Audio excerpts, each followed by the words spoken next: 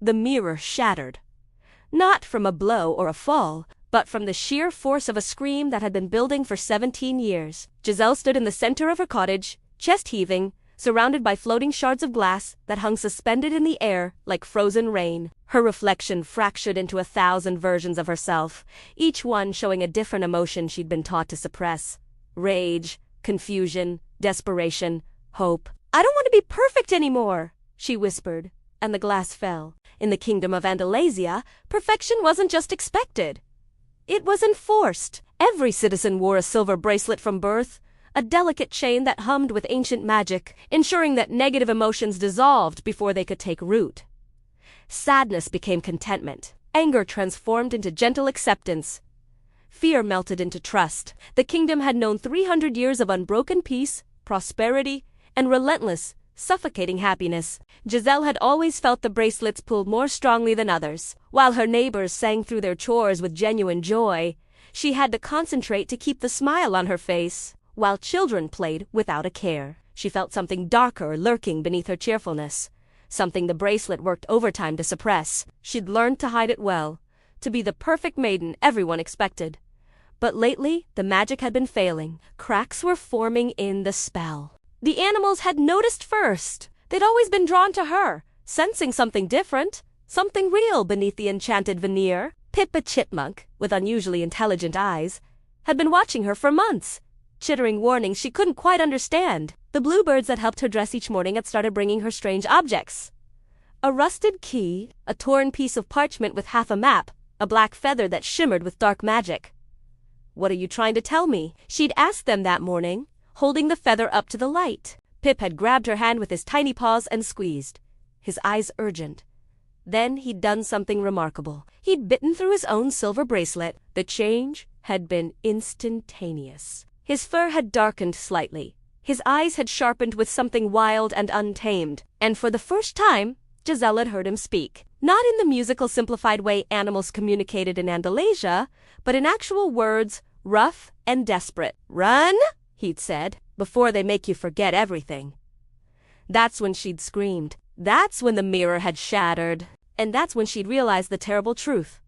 The bracelets weren't protecting them from negative emotions. They were stealing their ability to feel anything real at all. Now, standing in her cottage with glass crunching beneath her feet, Giselle made a decision that would unravel everything. She reached for her own bracelet, her fingers trembling, and pulled. The pain was extraordinary. It felt like being born and dying simultaneously, like every emotion she'd ever suppressed came flooding back in a tidal wave of sensation. She collapsed to her knees, gasping, as memories crashed through her mind. Her mother's face, sad and resigned, the day they'd placed the bracelet on Giselle's wrist. Her father's disappearance when she'd asked too many questions about the old world. The way her best friend had stopped recognizing her after asking to have her bracelet tightened. When she could finally breathe again, Giselle looked down at her wrist. The skin beneath the bracelet was pale, marked with a faint scar in the shape of a keyhole. She touched it gently, and a vision exploded behind her eyes. A woman who looked exactly like her,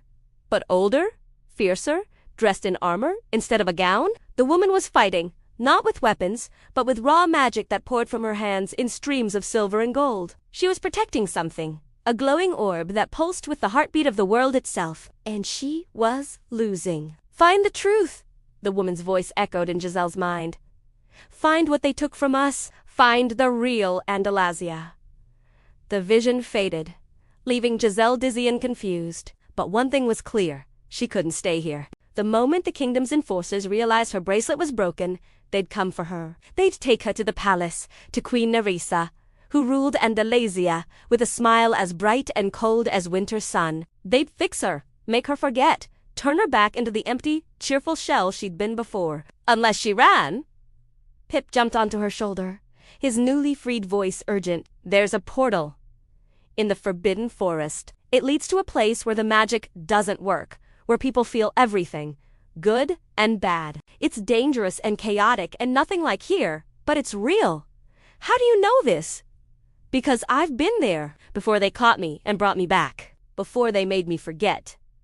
His tiny paws gripped her collar. "I've been trying to remember for years, and now I finally can. We have to go, Giselle. Now." She grabbed a cloak, Not the pretty pink one she usually wore, but an old brown one she'd found in her attic, hidden beneath floorboards along with other forbidden things. As she fastened it around her shoulders, she caught sight of herself in a remaining shard of mirror. She looked different. Her eyes were brighter, more alive. Her expression was uncertain, afraid, but also determined. She looked, for the first time in her life, like a real person. The cottage door burst open. Prince Edward stood in the doorway, golden hair gleaming in the sunlight, his smile as perfect and empty as a painted portrait. He was beautiful in the way all things in Andalasia were beautiful. Flawless, symmetrical, utterly devoid of depth. "My darling Giselle," he said in his melodious voice. I heard a disturbance. "Are you quite all right? I've come to ensure your happiness, as is my duty as your betrothed." Giselle's heart sank. She'd forgotten about Edward. They'd been engaged for 3 weeks, though she couldn't remember agreeing to it. He'd simply appeared one day, declared his love, and everyone had celebrated. She'd gone along with it because the bracelet had made it impossible to do anything else. But now, looking at him with clear eyes, she saw the truth. Edward wasn't a person. He was a puppet, controlled so completely by his bracelet that nothing of his real self remained. If he'd ever had a real self at all. "Edward," she said carefully, backing toward the window. "When did we meet?"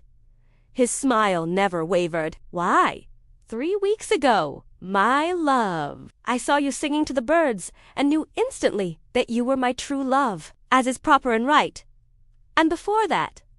What were you doing before that?" The smile flickered, just for a moment. I was ... I was waiting for you. As I was meant to. What's your favorite food? Whatever brings joy to others. What makes you angry? Nothing, my darling. Anger is unnecessary when one has love. What are you afraid of?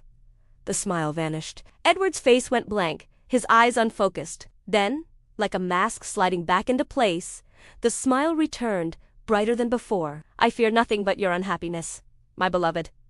Now, let me see your wrist. Your bracelet appears to be missing. We must have it replaced immediately." He moved toward her with mechanical precision, and Giselle realized with horror that he wasn't going to let her leave. Not because he loved her, but because he'd been programmed to ensure her compliance. She did the only thing she could think of. She jumped out the window. The fall was longer than expected. Her cottage sat on the edge of a cliff she'd never really noticed before, overlooking a valley that seemed to shimmer and shift when she looked at it directly. She tumbled through the air, screaming, certain she was about to die, when suddenly she wasn't falling anymore. She was flying.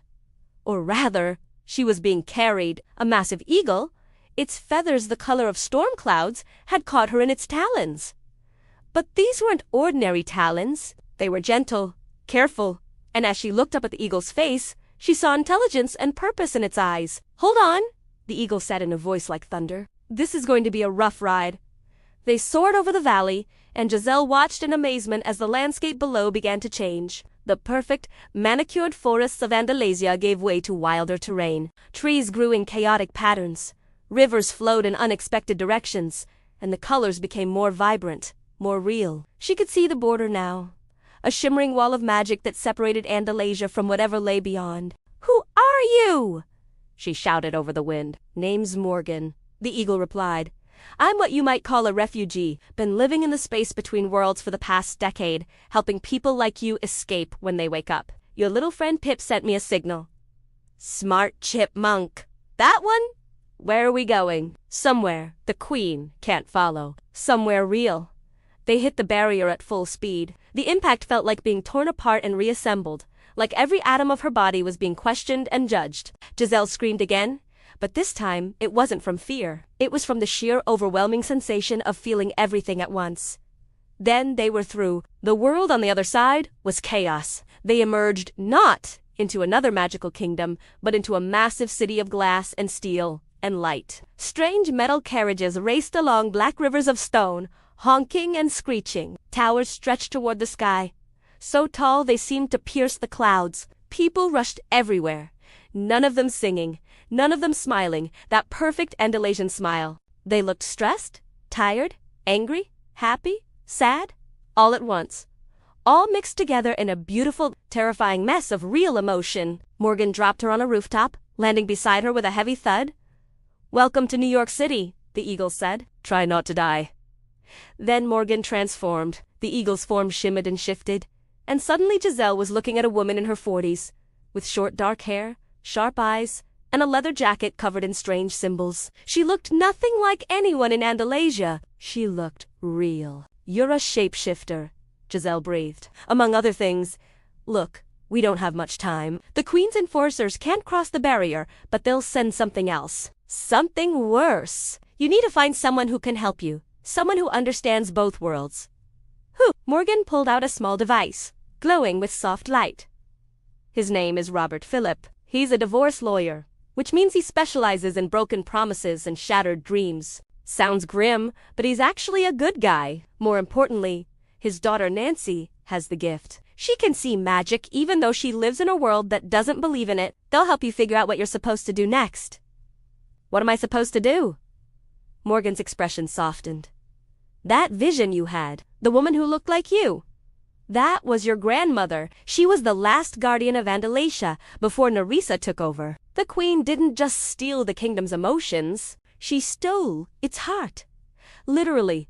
There's an artifact called the Heart of Andalasia, and it's hidden somewhere in this city. You need to find it before Narissa does, because if she gets it, she'll be able to extend her control beyond the barrier. She'll turn this whole world into another Andalasia." Giselle felt her knees go weak. "I'm just a girl who talks to animals. I can't fight a queen.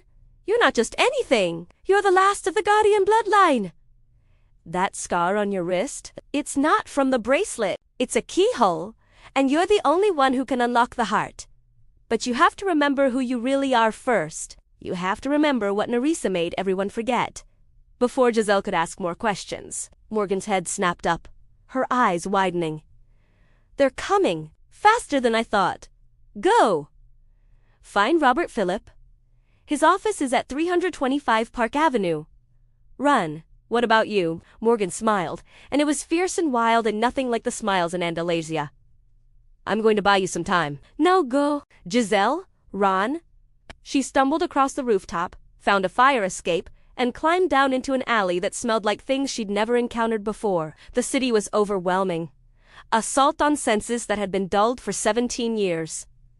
Everything was too loud, too bright, too much, but it was also exhilarating. She emerged onto a street packed with people, and immediately realized she had a problem. She was still wearing her Andalasian dress, all flowing fabric and impractical sleeves. People were staring, some laughing, others taking pictures with strange glowing devices. She needed to blend in, but she had no idea how.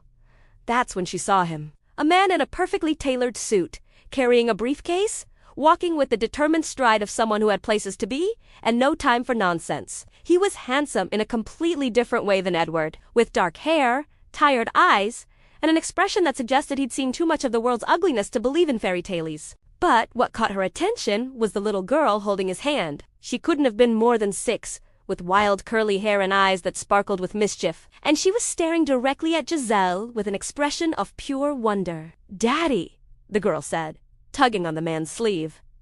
"Daddy? Look, it's a real princess." The man glanced up, saw Giselle, and his expression cycled through confusion, concern, and resignation in rapid succession. "Morgan, that's just someone in a costume, probably promoting a show or something. We're late for your dentist appointment." "Her name is Morgan," Giselle blurted out. The man stopped, his eyes narrowing. "How did you know that?" I was told to find Robert Phillip." "Are you Robert Phillip?" His expression shifted to suspicion. "Who wants to know?" Before Giselle could answer, the sky darkened. Not gradually, but all at once, as if someone had thrown a blanket over the sun. People on the street looked up, confused, as shadows began to pool in the corners of buildings, growing and spreading like living things. Little Morgan's eyes went wide. "Daddy, something bad is coming. Sweetheart, it's just a cloud." "No," Giselle interrupted, her voice urgent. "She's right. They've sent a shadow hunter. We need to get inside. Now." Robert looked at her like she was insane, but his daughter was already pulling him toward a nearby building. "Listen to the princess, Daddy. Please." The shadows coalesced into a form that made Giselle's blood run cold. It was vaguely humanoid, but wrong in every way that mattered. Too tall, too thin, with fingers that stretched into claws, and a face that was nothing but darkness and hunger. It moved like smoke, flowing across the ground, and everywhere it touched, people froze in place, their expressions going blank and peaceful. "What the hell is that?" Robert breathed. "Something that shouldn't exist in this world," Giselle said. "Please, we have to run." This time, he didn't argue. They ran into the nearest building, a coffee shop packed with people typing on glowing devices and sipping from paper cups. The shadow hunter flowed after them, passing through the glass door like it wasn't there. "Everybody out!" Robert shouted. "There's a gas leak! Evacuate now!" People looked up, annoyed, but something in his voice made them move. They grabbed their belongings and rushed for the exits. And within seconds, the shop was empty, except for Giselle, Robert, Morgan, and the approaching shadow. "What do we do?" Robert demanded, positioning himself between the creature and his daughter. Giselle had no idea. In Andalasia, she'd never faced anything dangerous. She'd never had to fight, but as the shadow hunter drew closer, something stirred inside her, a memory that wasn't quite hers, a knowledge that came from somewhere deeper than thought. She raised her hand, and light poured from her palm. It wasn't the soft, gentle light of it was fierce and bright and real, born from every emotion she'd ever suppressed, every fear and hope and desperate wish for something more. The light struck the shadow hunter, and the creature shrieked, a sound like tearing metal and breaking glass. But it wasn't enough. The creature was too strong, too solid in this world. It reformed, angrier now, and lunged toward them. That's when little Morgan stepped forward. "No," she said, her voice clear and strong. "You don't belong here." She held up her hand, mimicking Giselle's gesture, and to everyone's shock, light poured from her palm. It was smaller, weaker, but it was there. The child had magic. The two lights combined, intertwining, growing stronger together. The shadow hunter screamed again, and this time it began to dissolve. Not destroyed, but banished, sent back to whatever dark place it had come from. When it was gone, silence filled the coffee shop. Robert stared at his daughter, his face pale. "Morgan, what did you just do?" The little girl looked at her hand, then at Giselle, then back at her father. "I helped the princess, Daddy." Like in the stories, Robert turned to Giselle, and his expression was a mixture of fear, confusion, and something else. Something that looked almost like recognition. "Who are you?" "Really, my name is Giselle," she said, her voice shaking. "And I need your help, both of you, because I think your daughter might be the key to saving two worlds." Outside, the sun returned, and the city resumed its chaotic rhythm. But nothing would ever be quite the same again. The barrier between worlds had been breached, and the real story was only just beginning. What would you do if you discovered your entire life had been a carefully constructed lie? And if you had the power to change everything, would you be brave enough to use it?